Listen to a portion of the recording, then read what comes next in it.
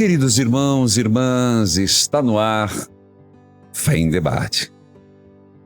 Esse programa que é gerado pela Rede Católica da Igreja. Temos como convidado hoje Tiago Amorim, professor, filósofo.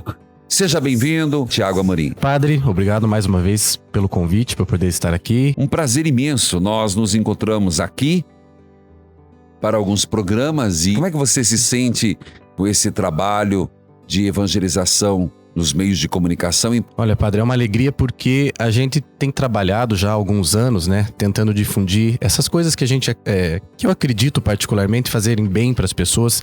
Certo tipo de mensagem, de radicalização de certos temas da vida humana que são tão importantes para que a gente viva bem, com sentido. E aí você poder ter um canal, né? Um canal de comunicação em que você vai divulgar e difundir muito mais o trabalho. É uma alegria, é uma graça, né? Estou muito feliz pela oportunidade. Hoje, a proposta é falarmos viver na verdade. E aqui eu começo com uma pergunta que você vai reconhecer quem a fez. O que é a verdade? Que pergunta, a pergunta de Pôncio Pilatos, né? Que na verdade era uma pergunta retórica, ou seja, nós sempre dizemos, ele não estava interessado a fundo na resposta, né? Porque ele estava diante da verdade. Então foi uma espécie de recusa da verdade, né? De fugir à verdade. Certo. Então, claro, para nós cristãos, a verdade é uma pessoa. Que é a pessoa de Jesus Cristo. Eu sou o caminho, a verdade e a vida. Filosoficamente falando, para a gente acrescentar a essa reflexão, nós dizemos que a verdade é o fundamento de todos os juízos.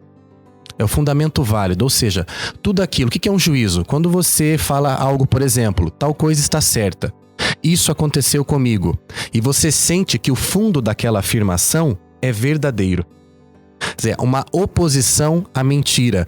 O fundamento, portanto, de todos os juízos. Tudo aquilo que categoricamente nós afirmamos sobre algo e que nós podemos dizer com todas as letras, isto é verdade. Mas a verdade, ela é subjetiva ou objetiva? Não, esse é um dos grandes problemas do nosso tempo, Padre. Porque quando a gente aceita que a verdade é relativa, nós partimos, obviamente, primeiro que nós estamos indo contra, por exemplo, a nossa fé, em que a verdade é única, né, que está encarnada na pessoa de Jesus Cristo. Segundo, que você permite que as pessoas extrapolem certas coisas da convivência humana e passem a defender causas que você não vai mais poder criticar, porque aquilo é a verdade do outro. Então, por exemplo, como nós temos hoje certas bandeiras que são defendidas aí socialmente, como ideologia de gênero, e que eu não poderia criticar se eu aceitasse que aquilo é a verdade do outro e, portanto, não é minha. Quer dizer, eu só posso criticar alguém que defende a ideologia de gênero, alguém que defende o aborto, porque para mim essa é uma verdade indiscutível, é uma verdade absoluta. Mas isso não é um fanatismo da nossa parte? Eu acho que o fanatismo é um perigo quando ele não é limitado pela misericórdia, pela compreensão, pela tentativa de convivência fraterna. Então, claro, né? Estamos no ano da misericórdia, inclusive. No meu programa lá estava com o padre Rodrigo Augusto e ele falava, mas a pessoa que fez o aborto, então ela não merece o perdão de Deus, ela não merece a convivência? Claro, se houver o arrependimento sincero, a confissão, ela merece. Então, mesmo quando nós julgamos errado a atitude do outro, dizemos que o outro está mentindo, que o outro está faltando com a verdade que para nós é tão importante, tão cara, deve prevalecer também a nossa misericórdia. Qual é a base da misericórdia? A certeza de que tanto eu quanto o outro que está defendendo algo que eu não concordo, somos miseráveis. Tiago Amorim, eu faço o papel de ir um pouco além do aquário.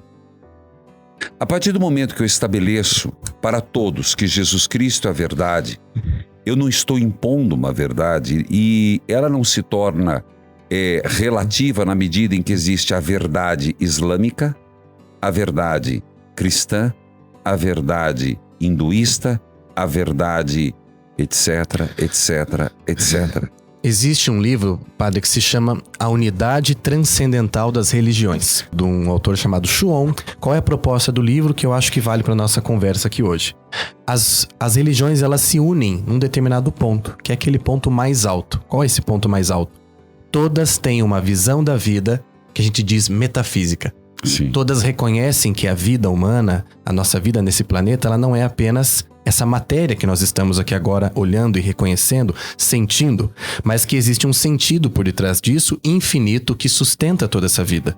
Então, se os islãos chamam isso de Alá, se nós cristãos chamamos de Deus, nosso Deus Javé, ou se as outras religiões dão outros nomes para isso, o que importa é que todas reconhecem que a vida humana não tem sua origem e fim nela mesma, mas fora dela.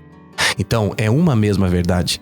Mas veja que essa mesma verdade, ela é captada e transmitida dentro da cultura do povo de uma forma diferente.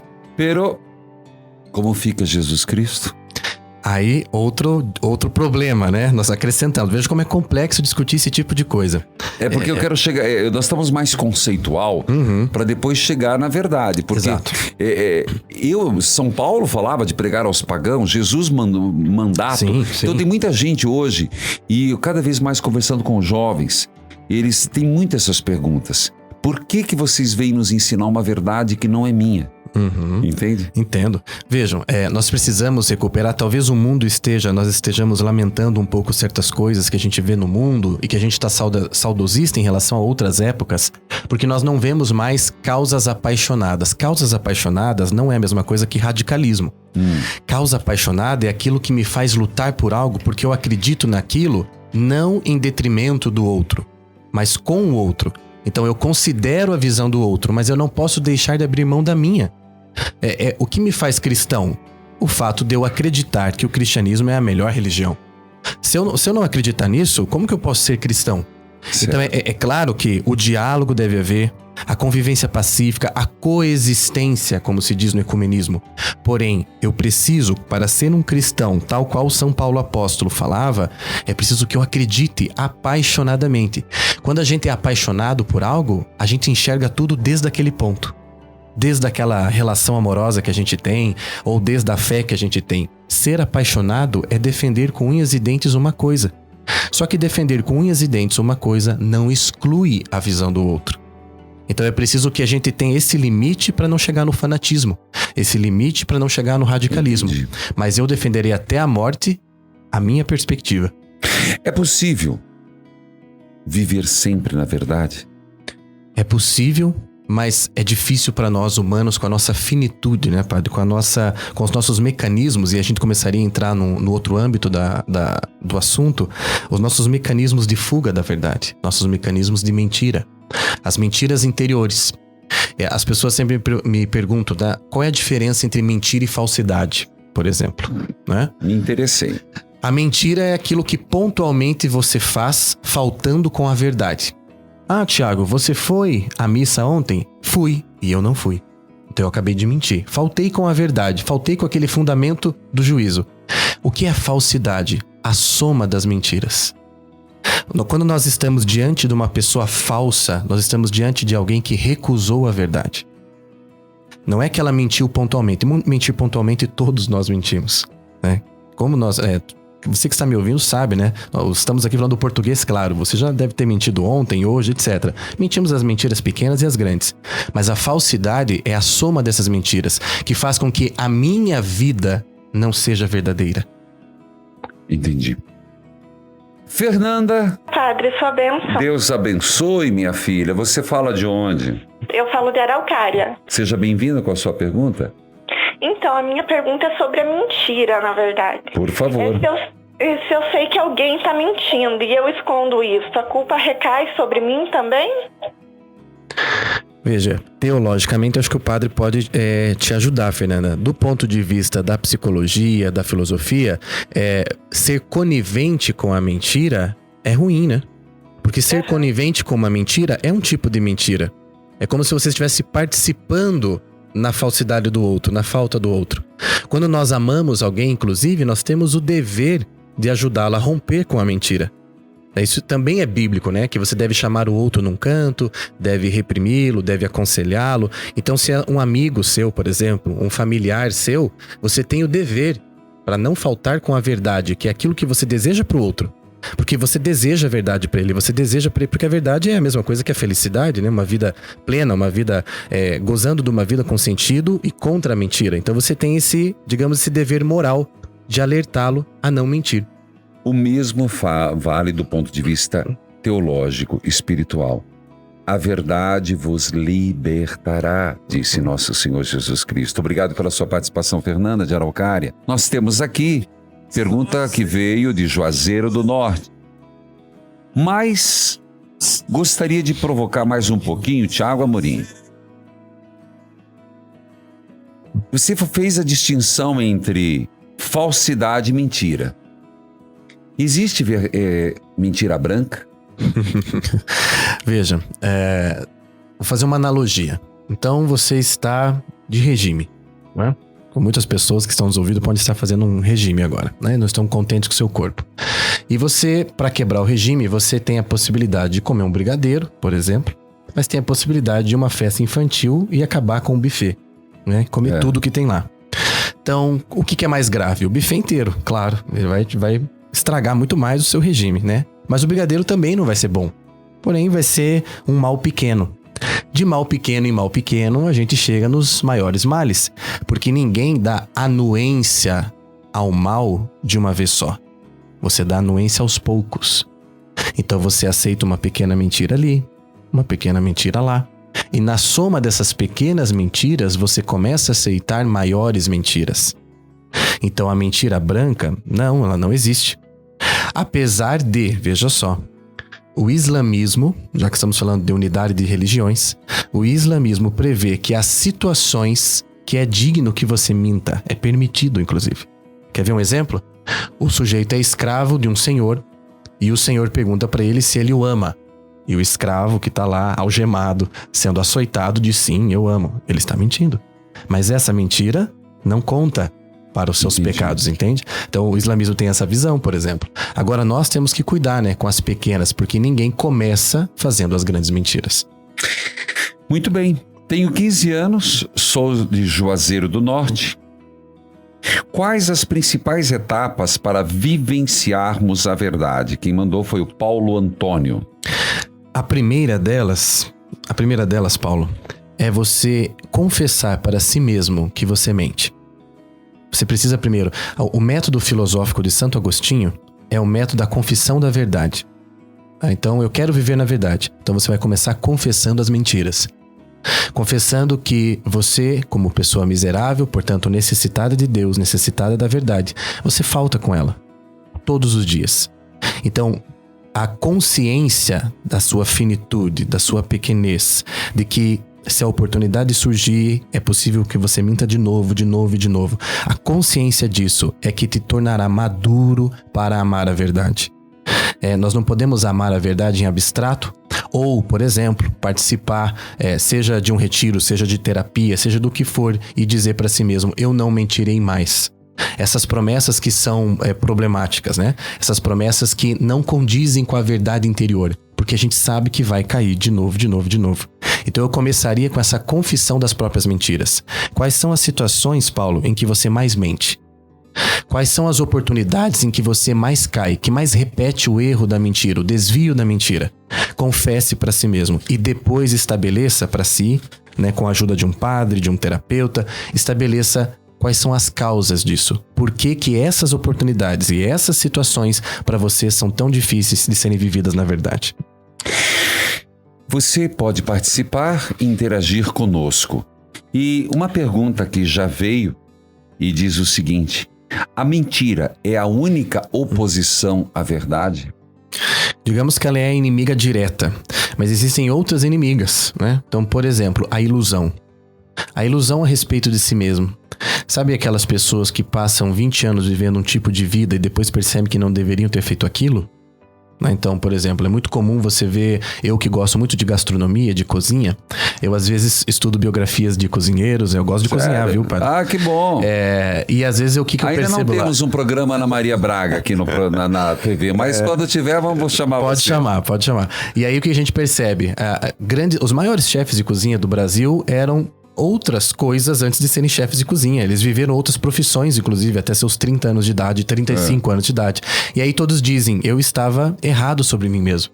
Eu me iludi, por exemplo, muitos eram grandes empresários, ganhavam muito dinheiro e não eram felizes. Então, por exemplo, a ilusão é também uma inimiga da verdade. Quando você se ilude a próprio respeito, Quando você projeta para si algo que não condiz com a sua própria verdade, com a verdade da sua vida. Aquilo que Deus, por exemplo, sonhou para você. Tanto que São Paulo vai dizer, não tenha sobre si mesmo uma visão equivocada do que você é, mas verdadeira segundo a sua fragilidade, não é? Exato. E a coisa mais difícil, padre, é você desfazer isso junto com a pessoa. Quando ela te pede ajuda, no meu caso, quando as pessoas me procuram para desfazer essas grandes mentiras que são acumuladas com uma biografia mentirosa, uma biografia falsa. A coisa mais difícil é você desfazer isso. Desculpe viajar um pouco, mas a persona não se caracteriza uma imagem ilusória de si mesmo. Não, aliás, a palavra persona vem justamente da máscara que os antigos, né, dramaturgos utilizavam lá na Grécia Antiga, aquela máscara de feliz, de triste, de bravo, o nome daquilo é persona. Então, por que isso se tornou o nosso pessoa, por exemplo, em língua portuguesa? Porque é aquilo que eu mostro para o outro. Tá, mas eu não posso mostrar algo que eu não sou? Na verdade, eu faço isso quase o tempo todo, mas isso é ruim para mim, isso é o desvio. Qual que é o grande desafio da vida humana, padre? E você que está me ouvindo? É o desafio de consonância, já procuro uma palavra melhor, né? Mas de... entre o que você vive dentro e o que você expressa para fora. Coerência. Uma coerência, né? Ou seja, o que está acontecendo dentro de você e o que é que você está transmitindo para o outro, o que o outro está observando e testemunhando de você. A máscara, né? Nesse sentido, daí no sentido negativo de máscara, é porque existe o filtro da convivência social. Diferença entre verdade e omissão. Omitir é diferente de mentir? É diferente, mas é diferente porque daí na omissão falta o dever moral da verdade, né? Então, você não está necessariamente optando pela mentira, você não está agindo de forma mentirosa, mas você está deixando de cumprir um dever com a verdade. A verdade deve ser dita e declarada. Não quer dizer que ser dita e declarada com palavras, dita e declarada com a sua vida. Aliás, a verdade não pode ser dita com palavras. Quando perguntam para Cristo o que é verdade, ele diz, sou eu. Não há explicação sobre isso. Então, a omissão é a falta com o dever de expressar a verdade, né? Que não é a mesma coisa que mentir deliberadamente. Bom, você que tem uma experiência vasta de aconselhamento clínico e ao mesmo tempo de palestras, as dificuldades, o que leva a pessoa a querer viver na mentira? Primeiro que a verdade, grande parte das vezes, ela é humilhante. Né? A verdade, ela nos humilha no sentido que ela nos dá a real dimensão do nosso tamanho, né? Somos pequenos, como diria Santa Teresinha, né? Somos mendigos, mendigos de Deus. Então a verdade, ela é humilhante porque ela é grande, ela é magnânima, ela está em tudo. E toda vez que eu me deparo com ela, eu restabeleço a minha consciência de finitude, de pequenez, né? De miséria. Então isso, ainda mais em tempos como o nosso, tempos de fama, tempos de tentativa de muitas curtidas no Facebook, de ser aprovado socialmente, isso é muito difícil, porque nós queremos crescer, né? E existe, eu não me lembro agora, padre, qual santo que dizia, né? É preciso que Cristo cresça e eu desapareça. E na verdade foi São João Batista, São João Batista, que Jesus cresça. Exato. E eu desapareça. Exato, então esse é o inimigo, né? Atualmente é o nosso maior inimigo. Nós recusamos a verdade porque ela dá o nosso verdadeiro tamanho. Flávia, padre, Deus abençoe. Sua bênção. Você fala de onde? Eu falo aqui dos Estados Unidos, da região de Boston. Seja bem-vinda, um prazer imenso. Obrigada, padre. Aqui na minha casa, o meu computador fica ligado 24 horas na Rede Evangelizar. Puxa, que legal. E eu assisto todos os programas, todos. E a gente estava escutando agora, vocês estavam falando, né, sobre a mentira branca. E eu tenho uma filha de 8 anos, a Vivian, ela tá escutando vocês também. Tá certo. E o senhor falou sobre a mentira branca, e aí ela falou assim, não, mas eu acho que existe, porque ela tá fazendo catequese, né, na escola. E a professora falou que às vezes pode, no sentido de você não magoar uma pessoa. Então, se uma pessoa fala assim, eu tô bonita, aí ela fala, isso foi um exemplo que ela me deu. Olha que legal. Não, você tá bonita, mas na verdade você não tá. Você não achou que ela tava, entendeu? Você falou pra não magoar a pessoa. E aí, nesse sentido, é pecado? Veja, existe, Flávia, a mentira piedosa. Então, por exemplo, né? Você está... Até alguém estava mandando perguntas aqui para nós também, falando disso. Eu estou diante de um enfermo e ele me diz que ele vai morrer. Eu digo, não, você não vai morrer. Mas intimamente eu sei, os médicos me disseram que ele vai falecer em breve. E eu digo, não, você não vai falecer. Isso é uma mentira piedosa. Qual é a grande diferença dela? Você tem consciência das consequências daquela mentira para o outro e de que essas consequências são mais negativas do que positivas. Você está... Veja, por que ela não é uma mentira ruim, entre aspas, né? Porque você está preocupado com o outro nesse sentido. Você está preocupado com o bem dele. Então a mentira piedosa não compromete sua alma, porque as consequências dela são menos nefastas do que dizer a verdade. Eu entendo. Se você falasse a verdade, você poderia estar magoando ou realmente, no caso de uma pessoa doente... É preciso deixar claro, né, Flávio? Dizer a verdade jamais é pecado e jamais é moralmente ruim dizer a verdade. Mesmo para o enfermo naquela situação, você não está cometendo nenhum mal se você disser a verdade. Porém, por amar aquela pessoa, por sermos pequenos, por não, às vezes não suportarmos certas dores, nós contamos essas mentiras piedosas e essas não são moralmente reprováveis. Muito obrigado, Flávia. E sempre conosco. Que Deus abençoe, Flávia. Gente, eu vou ter que começar, Thiago Amorim, perguntas e respostas, porque são muitas aqui. Mesmo que a gente já tenha respondido, eu tenho que fazer, porque senão a pessoa fica incomodada. Sim. E quanto a mentir para não fazer mal a quem está enfermo? Ana de Chapecó, Santa Catarina. Acabamos de falar, né, Ana? Então, a resposta que eu dei para Flávia, acho que vale para você também, das mentiras piedosas. Mentir por causa justa. Não existe causa justa. Existe, como eu estava falando, a preocupação com as consequências para o outro, mas causa justa da mentira, não. Alá, no Islã, é o mesmo do nosso Deus? Fernanda de Guarapuava. É o mesmo, por mais difícil que seja entender isso, é o mesmo Deus, né? Não esqueça que no Alcorão, por exemplo, a Virgem Maria é citada e Jesus Cristo é citado. É o mesmo Deus, é o Deus único, porém, os islâmicos estão vendo uma das faces de Deus. E nós, cristãos, estamos vendo outra face de Deus, do mesmo Deus. Me permita, Thiago Amorim, só fazer um esclarecimento. Existe um ponto de divergência e de discrepância aqui em relação, por mais que eles citem Jesus Cristo, eles não têm Jesus Cristo como o Messias. É um grande profeta, Exato. Mas não aquele que veio, o Deus encarnado. Então ali existe um ponto de estrangulamento. O Alá é mesmo, mas eles não acreditam num Deus encarnado. A mesma coisa que os judeus, né? Que consideram Cristo um profeta, mas não o Senhor. Tá certo. Minha esposa me acusa de coisas falsas. Isso está afetando o nosso relacionamento. O que faço? Hélio de União da Vitória.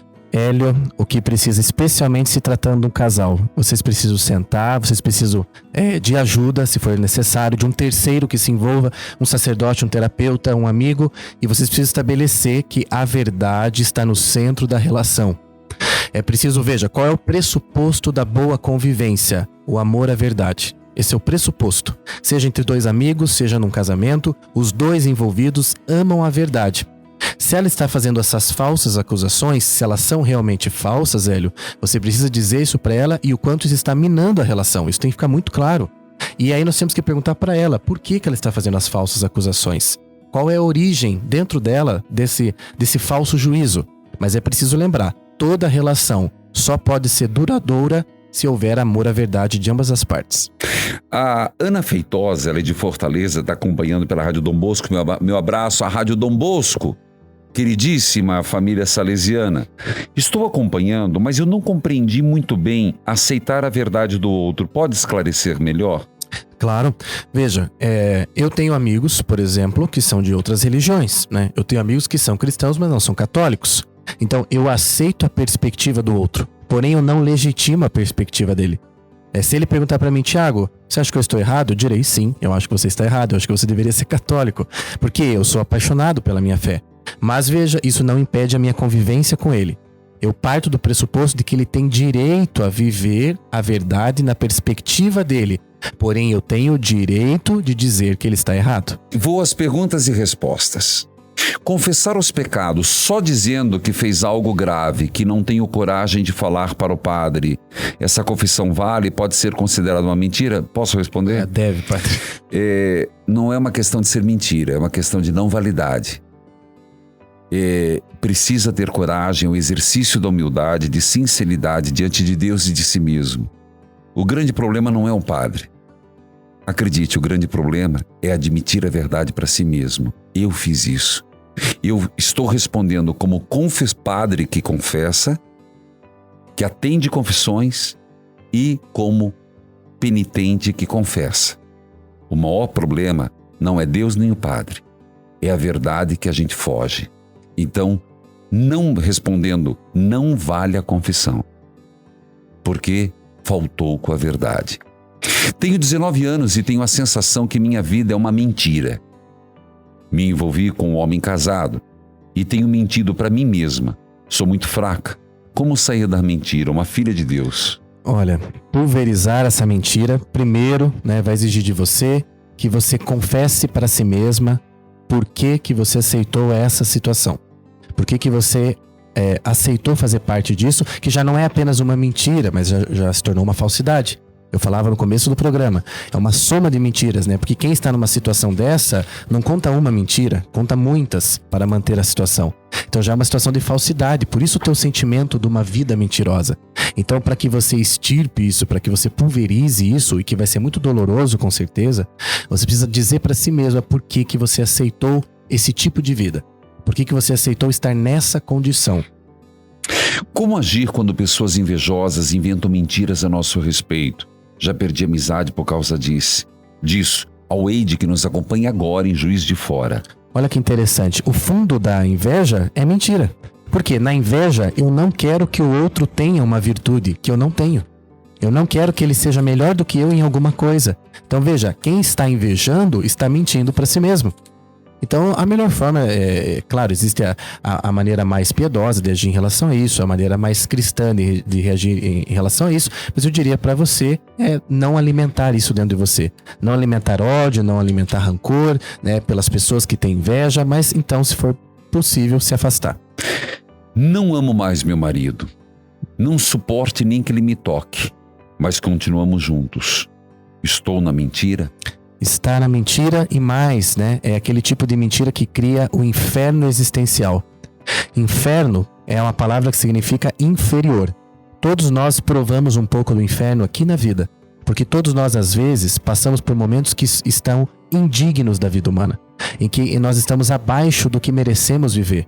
Então a sua situação é uma situação de quem está vivendo abaixo do que deveria. Por isso é uma situação infernal. Você precisa tomar, com certeza, uma atitude em relação a isso. Atitude... Aqui a gente teria que aprofundar um pouco mais. Às vezes é melhor manter essa situação ou é melhor desistir do matrimônio? Veja, acho que desistir do matrimônio é em última circunstância, padre? Eu acho que é o último. Primeiro temos várias tentativas. Uma delas é a própria terapia.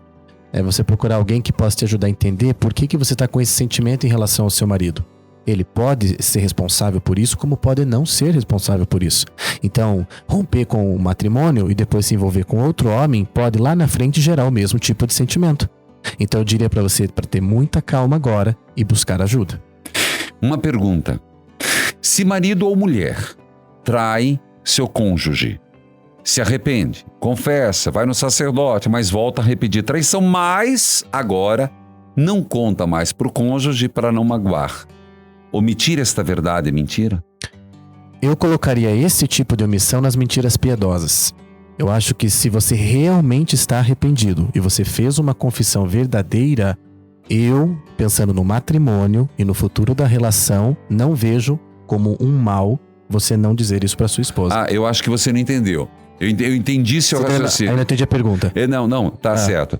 Ela, no sentido de que houve a traição, a mulher não sabia, isso. Ele confessou e prefere... Eu também sou da linha da mentira piedosa. Isso. A questão é que ele voltou a trair. Sim. É isso aí, voltou a trair e agora o caboclo, ou a mulher, prefere não contar para não... Não, daí é aquela coisa que você ainda está escravo desse vício. Você ainda está escravo dessa situação. Então, quer dizer, aquela confissão não foi um verdadeiro arrependimento ainda. Ela foi talvez um sentimento de culpa, ela foi remorso, mas ela não foi arrependimento. Sabe o que é arrependimento? É você ter a certeza de que se a situação se colocar diante de você de novo, você não voltará a fazer aquilo. Mas é muito boa a resposta, mas voltando àquele assunto, leve em conta. Eu acredito muito na mentira piedosa em algumas circunstâncias. Exato. E já orientei do ponto de vista de direcionamento. É considerado mentira não falar a verdade para evitar conflito? É de Campina Grande, Paraíba. Acho que entra dentro daquela das mentiras piedosas se as consequências de dizer a verdade serão piores do que esconder a verdade.